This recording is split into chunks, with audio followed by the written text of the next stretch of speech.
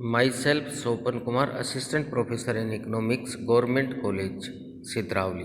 आज हम BA first semester के 7th chapter consumer theory cardinal utility analysis, जो उपभोक्ता सिद्धांत गणनावाचक उपयोगिता विश्लेषण पर आधारित है, कि इसके एक महत्वपूर्ण topic law of diminishing marginal utility, जो घटती सीमांत उपयोगिता का नियम है, उसका वर्णन करेंगे। घटती सीमांत उपयोगिता का नियम, जो एक सार्वभौमिक नियम भी माना जाता है, जिसे हम ये मानकर चल सकते हैं कि हर परिस्थिति में और हर व्यक्ति के ऊपर लागू होता है, उसका वर्णन करेंगे, उसको देखेंगे। घटती सीमांत उपयोगिता का वर्णन मुख्य रूप से 19वीं शताब्दी के प्रसिद्ध अर्थशास्त्री प्रोफेसर बेंथम, गोसेन, जेवंस, मेजर और वालरस आदि अर्थशास्त्रियों ने किया था, या आप ये कह सकते हैं कि इस नियम के प्रतिपादन के लिए उत्तरदायित्व है।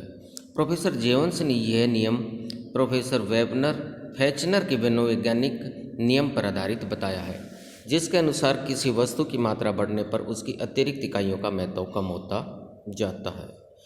प्रोफेसर बोल्डिंग ने इस नियम को law of eventually diminishing marginal utility बताया है। इस नियम के प्रतिपादन में प्रोफेसर गोसेन ने महत्वपूर्ण भूमिका निभाई थी। इस आधार पर हम ये कह सकते हैं कि यह गोसेन का प्रथम नियम भी कहलाता है। घटती सीमांत उपयोगिता का नियम क्या होता है? इस नियम के अनुसार अन्य बातें समान रहने पर एक उपभोक्ता जैसे जैसे किसी वस्तु की अतिरिक्त इकाइयों का उपयोग करता जाता है, तो उस वस्तु से प्राप्त होने वाली सीमांत उपयोगिता घटती जाती है।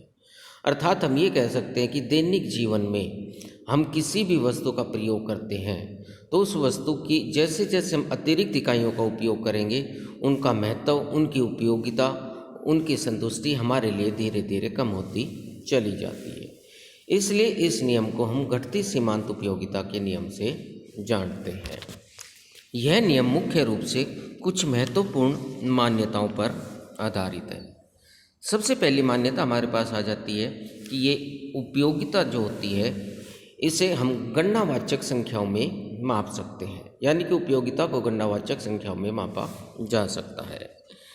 19वीं शताब्दी के जो अर्थशास्त्री हुए हैं, जिनमें हम बात कर रहे हैं प्रोफेसर ड्यूपिट की, गोसेन की, वालरस की, मेंजर की, जेवंस की, और इन जितने भी ये नव परंपरावादी अर्थशास्त्री हुए, इन्होंने परंपरावादी अर्थशास्त्री जो रिकार्डो, प्रोफेसर एडम स्मिथ आदि हुए हैं, इनकी आलोचना के रूप में अपने विचार व्यक्त किए और उन्होंने गणनावाचक उपयोगिता विश्लेषण का प्रतिपादन किया।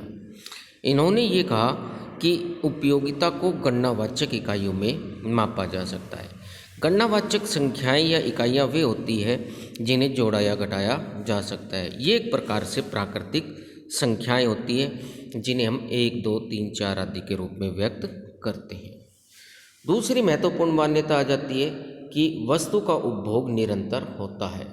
इस मान्यता के आधार पर हम ये कह सकते हैं कि उपभोक्ताओं द्वारा वस्तुओं का उपभोग निरंतर, यानी कि दैनिक जीवन में रोज किया जाता है।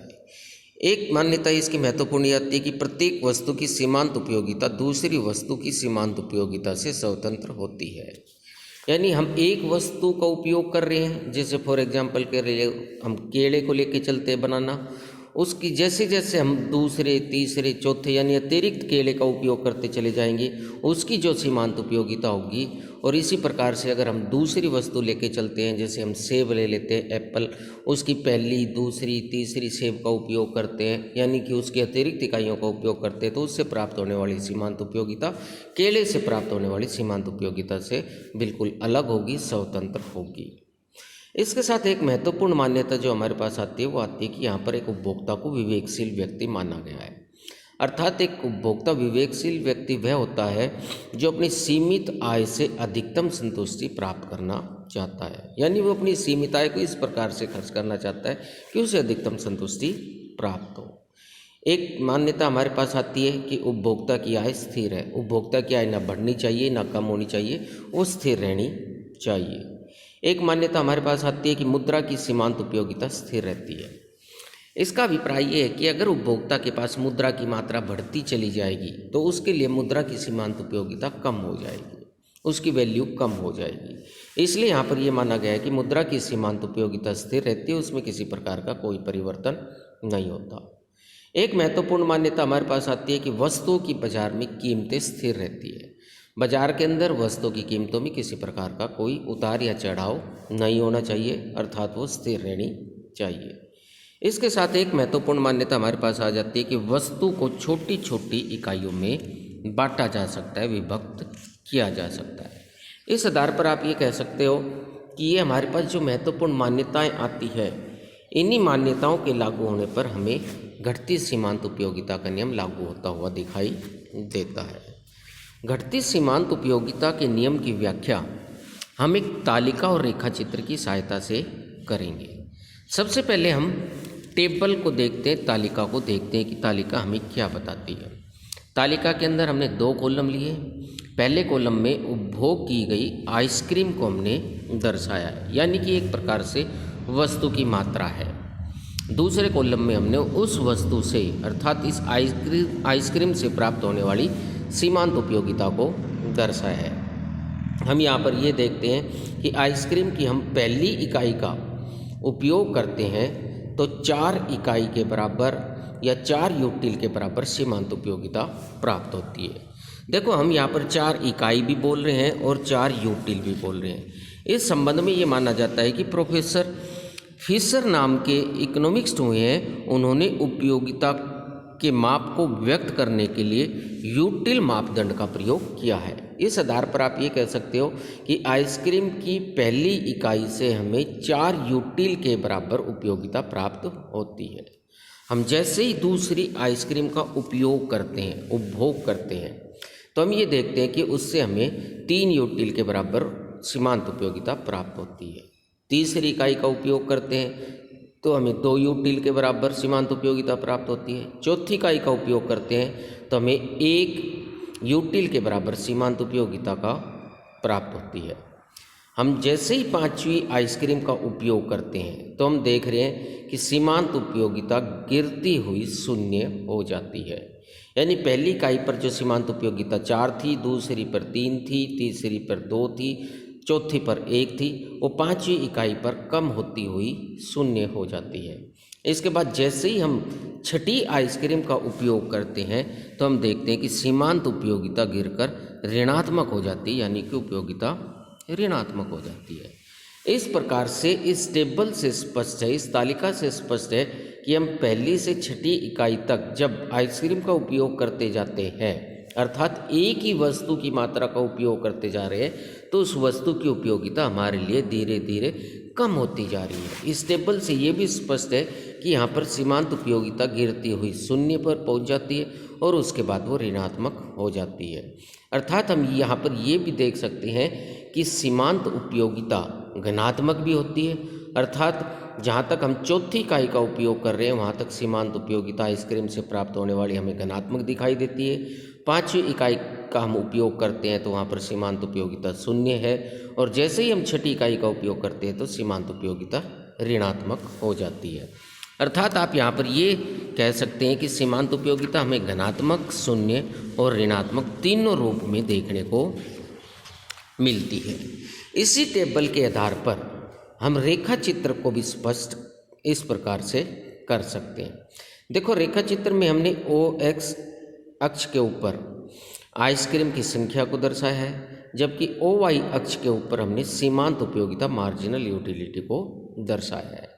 रेखा चित्र के अंदर हम देख रहे हैं कि जैसे हम प्रथम या पहली आइसक्रीम का उपयोग कर रहे हैं तो हमें 4 यूटिल के बराबर उपयोगिता प्राप्त हो रही है। हम दूसरी आइसक्रीम का उपयोग कर रहे हैं तो हमें 3 यूटिल के बराबर प्राप्त हो रही है। तीसरी आइसक्रीम का प्रयोग कर रहे हैं तो हमें 2 यूटिल के बराबर उपयोगिता प्राप्त हो रही है। हम चौथी आइसक्रीम का उपयोग कर रहे हैं तो हमें 1 यूटिल के बराबर उपयोगिता, सीमांत उपयोगिता प्राप्त हो रही है। और जैसे ही हम 5वीं आइसक्रीम का उपयोग करते हैं तो हम देख रहे हैं कि यहाँ पर हमें 0 सीमांत उपयोगिता प्राप्त हो रही है, जो कि रेखा चित्र में बिंदु C से स्पष्ट है।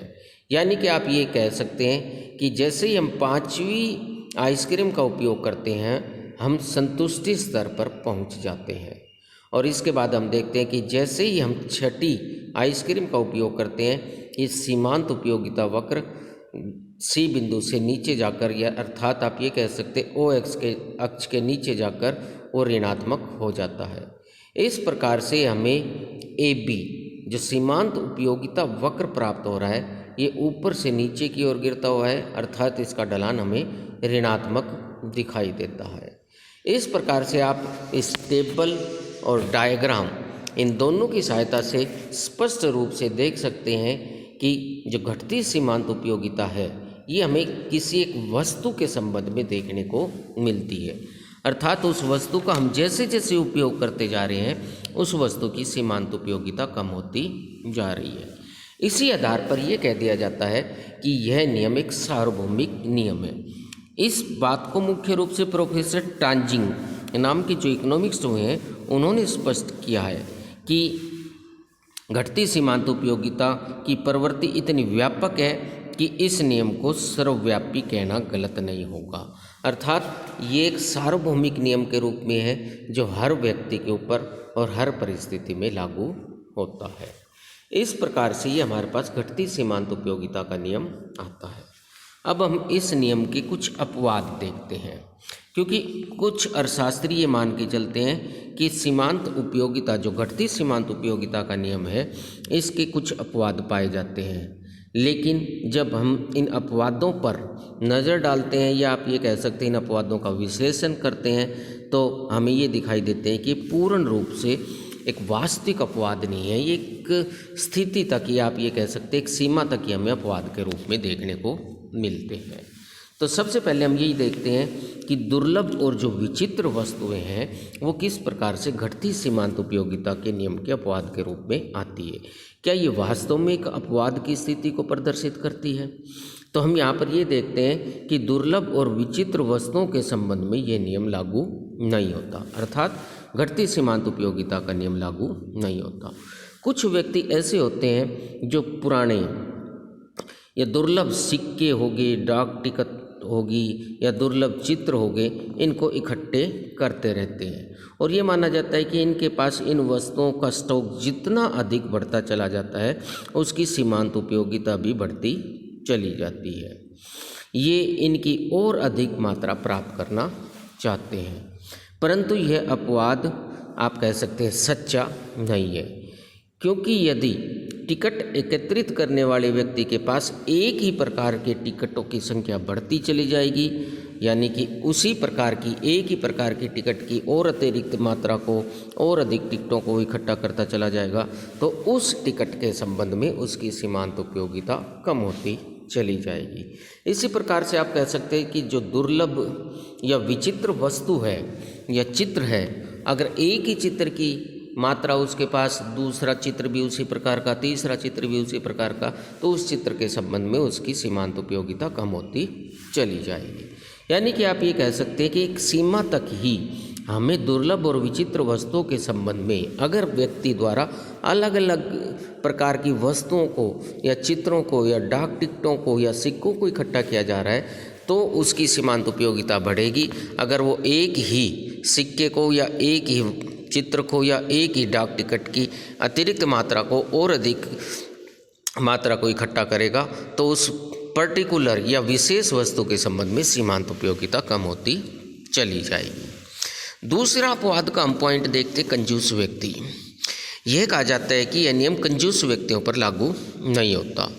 उसके पास जितना धन बढ़ता जाता है उतना ही वे और अधिक धन प्राप्त करना चाहते हैं।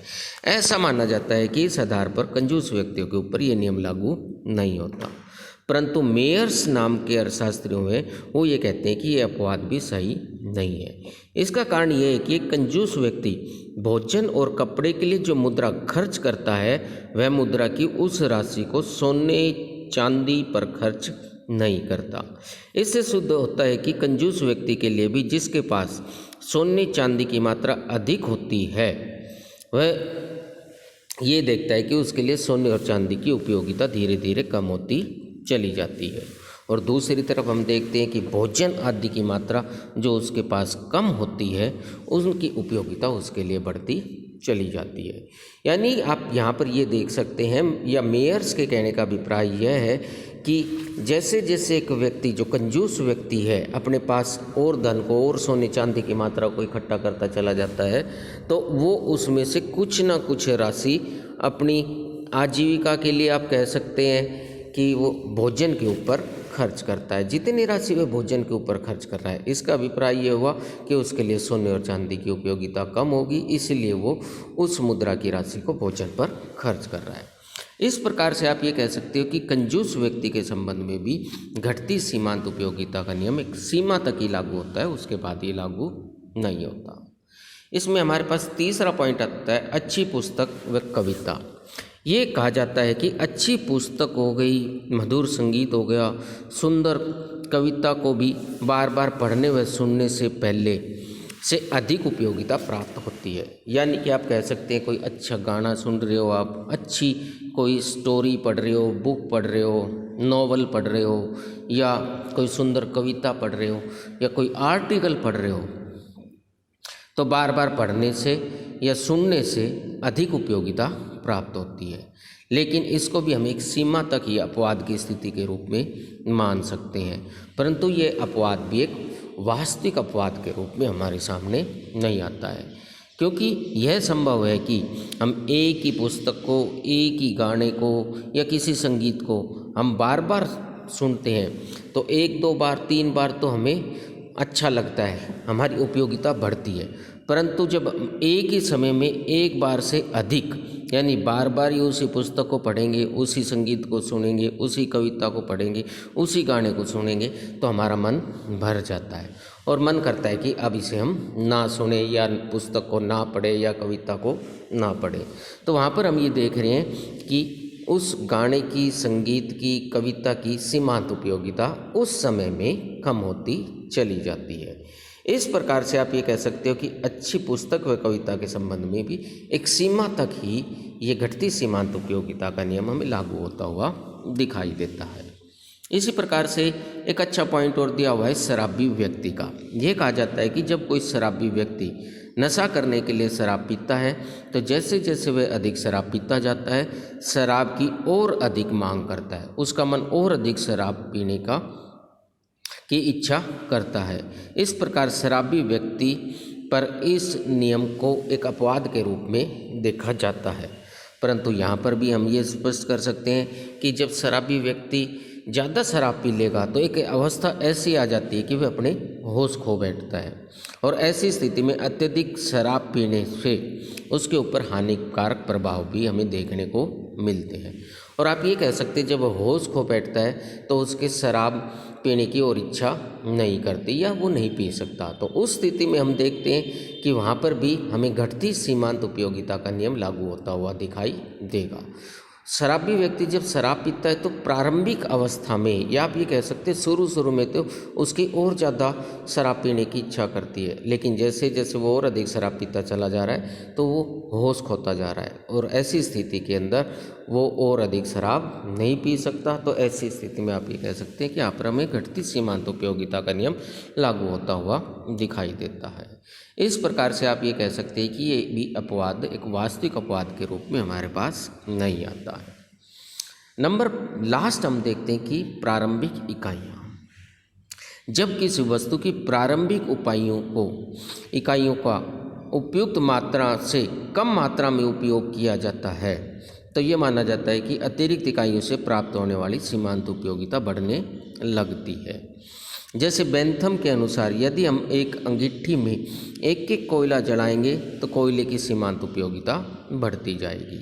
इसलिए इन प्रारंभिक इकाइयों को इस नियम का अपवाद माना जाता है। जैसे सर्दी का मौसम है, हम अंगीठी के अंदर एक कोयला डालते हैं, वो जलता है, वो बुझने लगता है, जब हम दूसरा डाल देते हैं फिर हम बुझने लगता है, तीसरा डाल देते हैं। इस प्रकार से अगर हम एक कोयला डाल रहे हैं अंगीठी में तो हम ये देख रहे हैं कि कोयले की सीमांत उपयोगिता बढ़ रही है।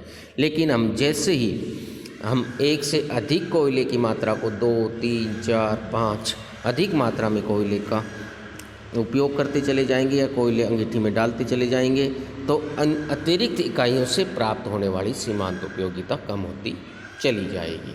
यानी आप ये कह सकते हैं कि किसी भी वस्तु का उपभोक्ता द्वारा जो उपयोग किया जाता है उसकी प्रारंभिक इकाइयों के संबंध में हम ये देखते हैं कि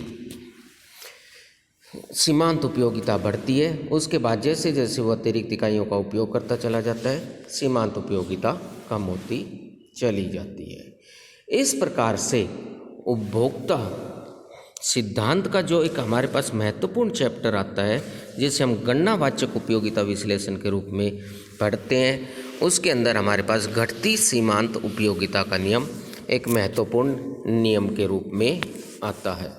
इस प्रकार से आप ये कह सकते हैं कि घटती सीमांत उपयोगिता का नियम एक सार्वभौमिक नियम है जो हर व्यक्ति के ऊपर, हर परिस्थिति में, और आप ये देख सकते हैं कि हर वस्तु के ऊपर लागू होता है। धन्यवाद।